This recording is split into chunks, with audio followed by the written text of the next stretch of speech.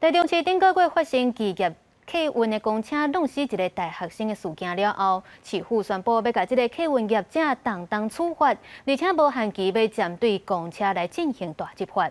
也最近台中客运的公车一日就互人取缔弄红灯甲超过双黄线2件违规。业者表示会甲这的司机记大过处分，卖加强教育训练。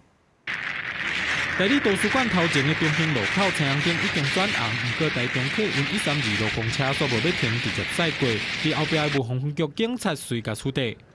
咱有红灯，那就红灯嘞。同一天，尾仔伫都城路台中客运131路公车下过双黄线驶道向同款互处理。企业交通305路公车顶个月弄到2个查某大学生，造成1人死亡、1人受伤，引起争议。台中市府动发业者120万，佮收回300路公车营运路款3个月。尾仔交通局甲公车业者伫路口联合稽查夜牌仔提醒驾驶停让，也宣布无限期公车大执法。不过公车违规也是常常发生。台中客运业者强调会甲驾驶记大过处分，加强教育训练。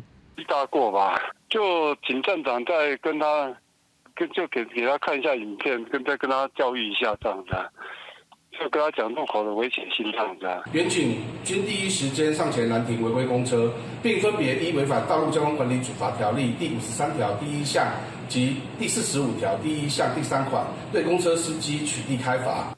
2件违规拢仿照道路交通管理处罚条例罚600到5000四。交通局表示会要求业者好好管理，若直直妨碍着违规，会照客规定处分。记者综合报道。